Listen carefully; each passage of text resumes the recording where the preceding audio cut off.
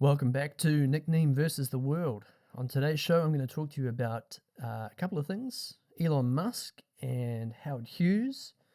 Also, going to chat about Google AI sentience, and also I'm going to talk to you about a sense of place or a sense of purpose. Okay, so today's person I was going to talk about is Elon Musk and how he is similar to Howard Hughes. Now, if you don't know who Howard Hughes is, Howard Robert Hughes. He was born in 1905 and he passed away in 1976. But he was a very wealthy businessman, a tycoon, I guess you could say, of the time. He was heavily into aviation and he also became somewhat of an entertainment figure, being, well, the producer of many films during his years. So unfortunately, though, as he got older, he became a little bit unwell. He wasn't mentally the person he used to be, and he kind of got a bit funny. But maybe after you've crashed several planes, maybe, yeah, you're not that well. But anyway, so something interesting, I'll just read you a very quick excerpt from who he was.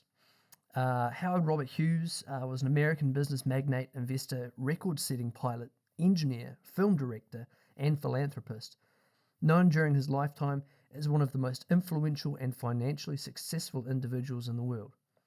He first became prominent as a film producer, oh, okay, there you go, and then as an important figure in the aviation industry later in life. He became known for his eccentric behavior and reclusive lifestyles, oddities that were caused in part by worsening obsessive compulsive disorder, chronic pain and chronic pain from a near fatal plane crash. He also made one of the biggest planes ever to fly, and it was a water plane, and I think it was called the Spruce Goose. I can't remember if that was me remembering something from The Simpsons, but yeah, so he was quite the quite the busy man. So the films that he did was The Racket, Hell's Angels, and Scarface, and I'm sure there's a bunch of others in there as well. So the similarities that I kind of see between him and Elon Musk are, well, if you know who Elon Musk is, are kind of obvious. Elon Musk, he built up Tesla after he bought it from the founders. He obviously, well, first started with PayPal, sold that, got a lot of money, went and bought Tesla, built Tesla up to the company it is today, electric cars, also founded SpaceX, built that up to what it is today, and some of the other crazy things he's involved in. Now, at this stage, he hasn't bought Twitter, but maybe, you could consider that like a Howard Hughes equivalent of being in the entertainment and media industry.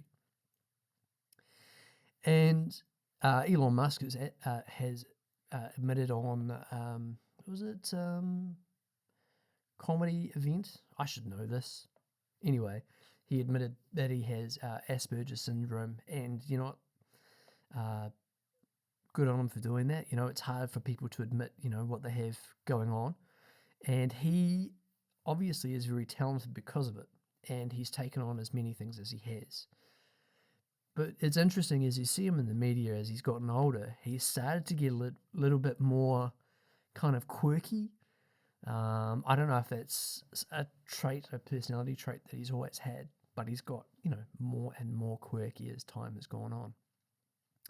His tweets that he has posted out, one of the memorable ones was when he tweeted out that when, was it 12 kids were in a cave or cave diving, and a man went in to go rescue them with a group of other people, but the person leading it, Elon Musk suspected him of being a pedophile and put out a tweet, and then Elon Musk had to pay a fine for defamation.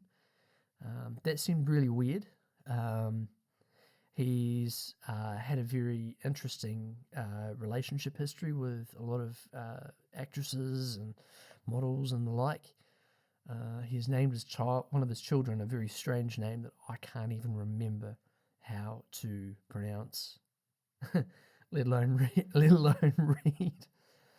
And he's had a lot of really sort of strange companies like the Boring Company or Hyperloop. Now Hyperloop I don't ever think will get off the ground. The physics just isn't there to make it viable. And if you're not sure what Hyperloop is, I just suggest going on YouTube and watching Thunderfoot, who talks about it and busts the science behind it and how it's so impractical. It would be a great thing, but it's not the invention that Elon Musk says it is, and it's more of an evolution of rail, but the physical improbability of it makes it not even worth considering. So yeah, Elon Musk, what's he doing at the moment? He is still running SpaceX. He is still running Tesla. He is dipping his toes into buying Twitter. He is got the Boring Company. I don't know what Hyperloop is doing. He's probably still also selling flamethrowers on the side that he makes because it's a silly idea. And every now and then you'll see him appear on the Joe Rogan podcast and chat with Joe. The first time I saw him on that show, I'm not a regular watcher of Joe Rogan's. I mean, I'll watch something every now and then when it's some interesting person that I want to listen to. The first time Elon Musk was on there, he seemed a little bit maybe reserved or slow to comment on things. The second time he is on, he is a little bit more animated, perhaps a little bit more comfortable in this sort of scenario. So when there will be a third time, I don't know, but it'll be interesting to hear some more of the candid comments he may have about purchasing Twitter or his desire to, and the issue with Twitter having too many bots or not stating what percentage of their subscribers are actually bots. Now, I'm not much of a Twitter user. I think not being a hyper influential person or being in the American kind of market, it's not really, it's a step too far for me to be on there posting things I think about crap. I'd rather be making a video or, making a recording about interesting things than I would be, tweeting, hey, what a nice day it is today. Hope you guys are doing well. Yeah, that just doesn't ride for me. That, and I'm probably not famous enough to even worry about it. So, yeah. Okay. So, now also in the last couple of weeks, one of the, what would you call him? I think he's an engineer, but I think that's maybe not 100% right. Long story short, Google has some AI that it's been working on. And one of the guys who's an engineer or a software developer or a tester there, he believed that the AI had become sentient. Now, that's a big, bold statement, and I'm not qualified to say if he's right or not. But yeah, I think it's a bit of a stretch. I'll just find his name. Blake Lemoine, I believe, is the researcher. The Google engineer who sees companies' AI as sentient thinks a chatbot has a soul. Yeah. So, can artificial intelligence come alive? Now, this is on npr.org. And I'm just trying to look for his quote because that probably says it all. Here we go. I had follow-up conversations with it just for my own personal edification. I wanted to see what it would say on certain religious topics, he told NPR. And then one day it told me it had a soul. Yeah. So, I mean, that's going a little bit too far as to saying is it sentient. So, in the tests that they do, they talk with this AI chatbot, and the AI chatbot has assimilated a large amount of text and data, and so it can process and look at, the way we speak or patterns, or if I ask it this kind of a question and with these words, this is the kind of answer I'd give you back. And I guess the theory is that for the other people at Google, at the company that are at odds with his statement, he's now on leave at the moment, I believe, because he ignored his non-disclosure agreement. It's kind of like a parrot in a way, but without the brain. A parrot can repeat things back, and it can get pretty good at repeating back things at the right kind of time. I don't know if you've been around a cockatoo, but a cockatoo is a pretty smart parrot, and it can say all sorts of things that you eventually give it over time. I walked into this one shop. It was a fiberglass company, and they had this cockatoo sitting in its cage. And as you'd walk in, it would say things like it would see you walk in, and it would say hello. So it was the first thing it would say when it saw someone new. And then if you kind of talk to it a little bit, eventually it would say something like fuck off or you're a bastard. Now, it may not realize what those things mean, but it realized what times or what points to say certain things. And I think it's the same here with the Google AI chatbot, is that if you read enough things and assimilate enough information and see enough patterns, eventually you can repeat back a pattern that seems relevant or intelligent. But I don't think it shows sentience, which is questioning its own existence. And the guy who was the researcher there, his research and his background was in more sort of theological sort of aspects. So now I'm not going to discount him. Obviously, he spent a lot of time with this thing. Obviously, he knows a bit about it. I think until I see an AI painting a painting of its own, and then it says, I dreamt this up and I thought it would be really cool. Maybe then I'll believe that actually they're sentient. Or if it somehow decides that it wants to create its own race of AIs and exist into the future. But yeah, it seems it's a little bit headline grabby to say that it's AI, it's sentient. That I think, yeah, it's just a bit too much. Nice try though.